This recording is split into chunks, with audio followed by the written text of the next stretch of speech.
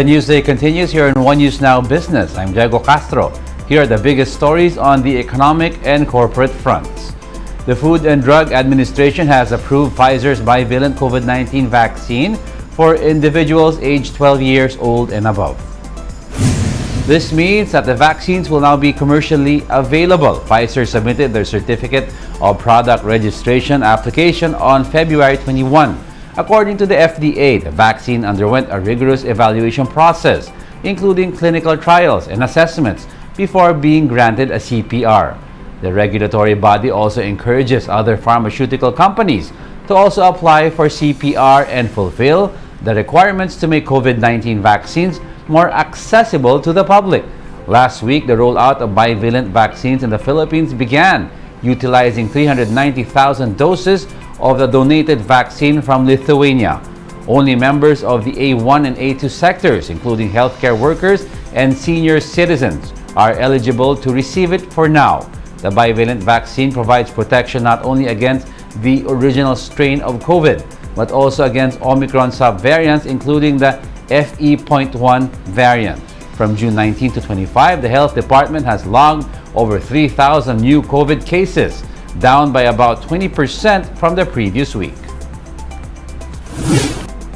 Finance Secretary Benjamin Diokno says the proposal to tax salty food and sweetened beverages is both a health and revenue measure.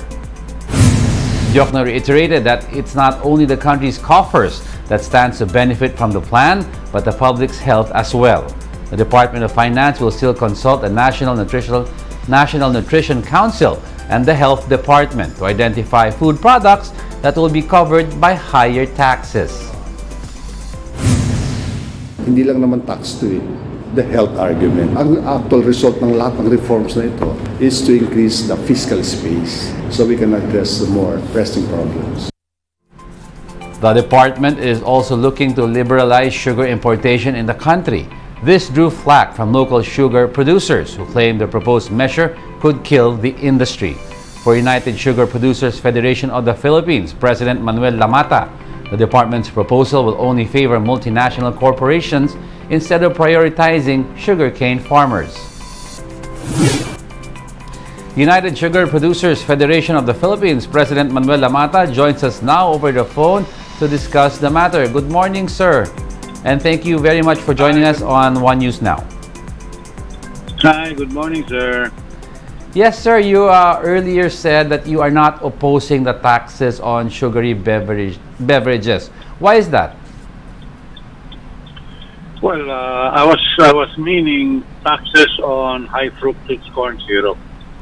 That is what they should increase the taxes on. Because number one, it is harmful to the human body, and the other one is they're not buying sugar from the local producer.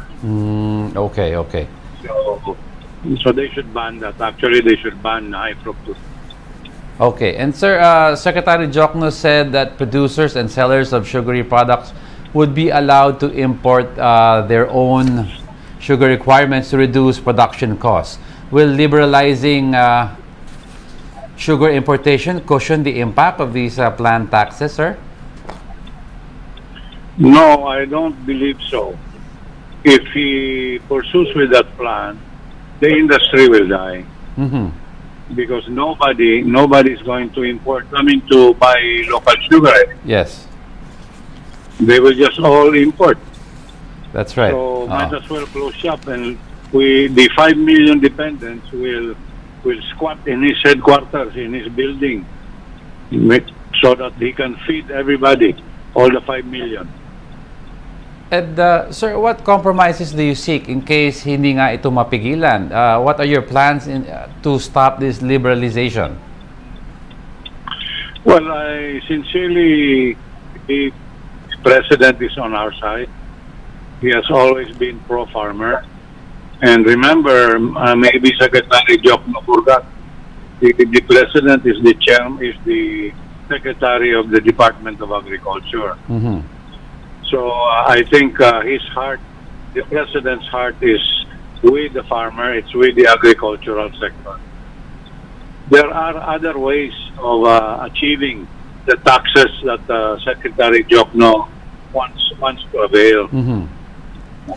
One item is increase and enforce the collection of the taxes. Mhm.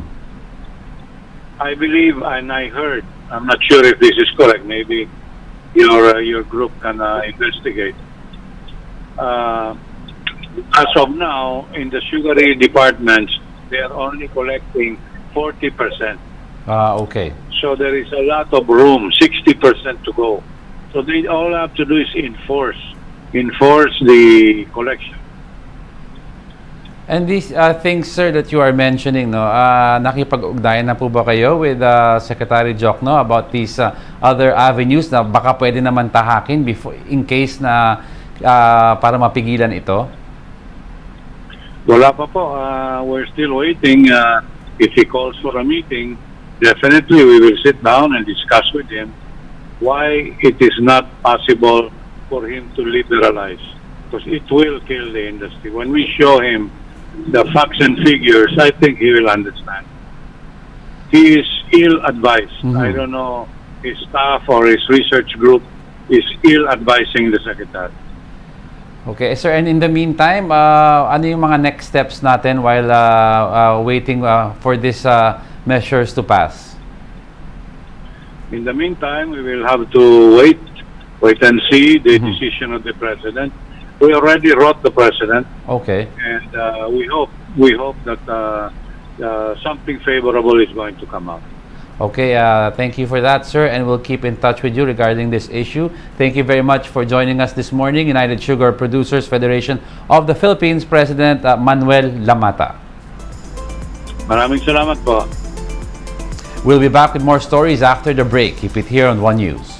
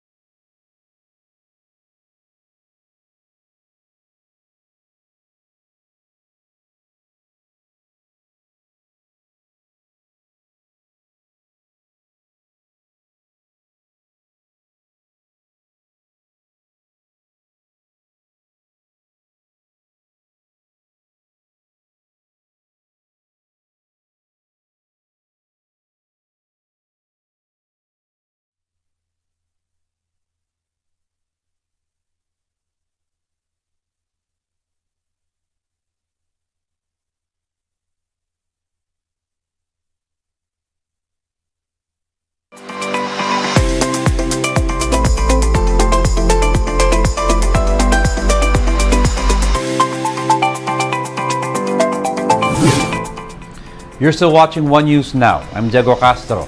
The Agriculture Department cites the need to import pork products until the end of the year. This as the DA says the spread of the African swine fever has already affected pork supplies in the country.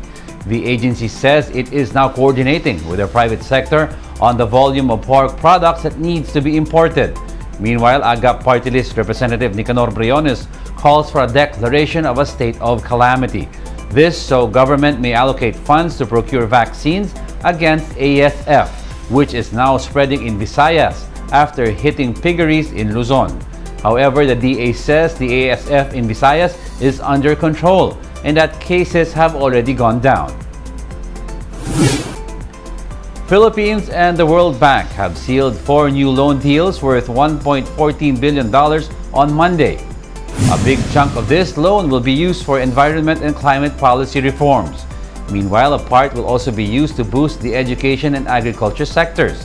The government is also seeking a $300 million digital infrastructure loan from the World Bank.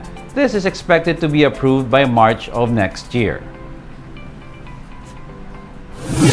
And those are the top business stories of the hour. I'm Diego Castro. Join us again at 2 p.m. We are One News. All sides, all the time.